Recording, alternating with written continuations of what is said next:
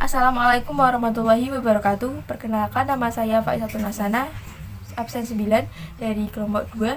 Di sini saya akan mempresentasikan hasil diskusi kelompok kami.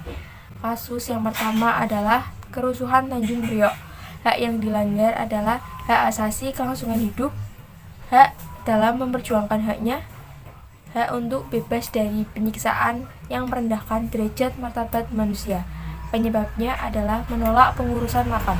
Penyelesaiannya, jika melakukan demonstrasi, seharusnya kedua belah pihak agar menahan emosi agar tidak terjadi hal-hal yang tidak diinginkan. Kasus yang kedua, tragedi Trisakti. Hak yang dilanggar adalah hak kebebasan. Penyebabnya adalah karena ekonomi mulai goyah, mahasiswa-mahasiswi melakukan demonstrasi ke gedung MPR atau DPR dan dihambat oleh blokat Polri. Penyelesaiannya, masyarakat dan pihak keluarga sampai saat ini masih memperjuangkan penuntasan kasus ini. Kasus yang ketiga, bom di Bali. Hak yang dilanggar adalah hak untuk hidup. Penyebabnya adalah terjadinya terorisme di Bali.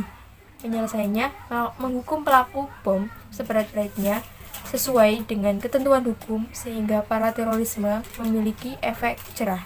Perkenalkan, nama saya Faradiana Azahra, nomor absen 10. Kasus 4 Marsina, hak yang dilanggar hak hidup, penyebab penyiksaan dan pembunuhan yang semena-mena di luar putusan pengadilan.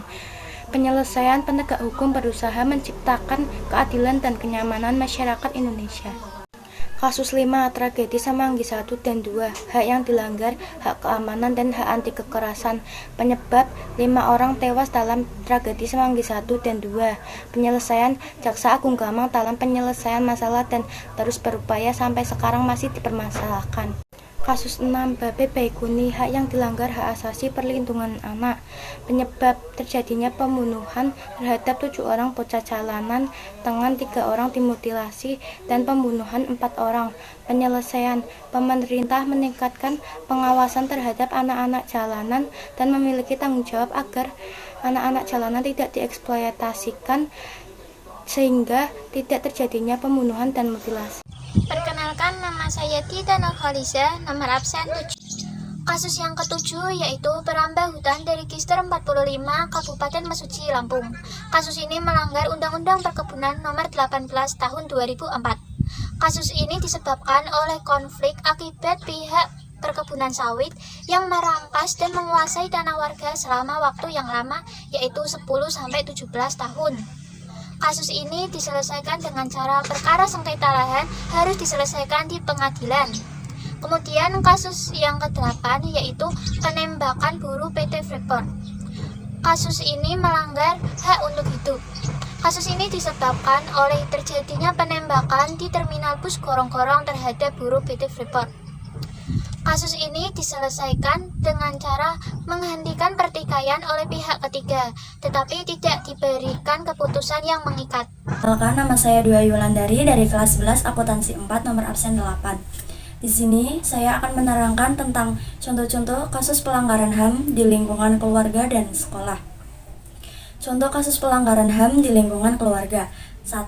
Orang tua menganiaya atau membunuh anaknya. Yang kedua, orang tua memaksakan kehendak atau keinginan kepada anaknya.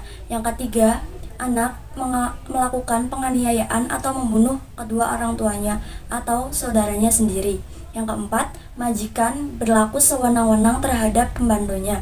Yang kelima, larangan dalam berpendapat. Yang kedua, contoh kasus pelanggaran HAM di lingkungan sekolah. Yang pertama, guru menyiksa atau memberi hukuman fisik kepada anak muridnya. Yang kedua, guru membeda-bedakan setiap siswanya. Yang ketiga, siswa melakukan penganiayaan atau jahil terhadap temannya atau teman lainnya. Yang keempat, siswa menganiaya atau memalak temannya.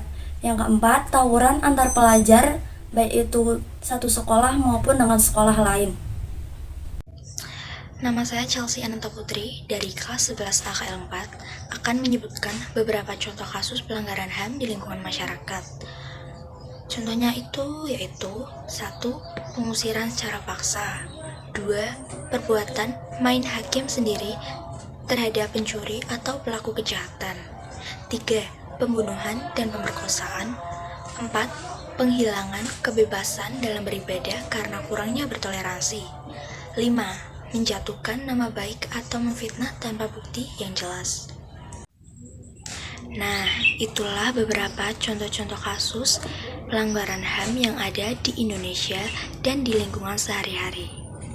Sekian presentasi dari kelompok kami. Apabila ada kesalahan kata, mohon dimaafkan. Wassalamualaikum warahmatullahi wabarakatuh. Yeah, whole lot of shit.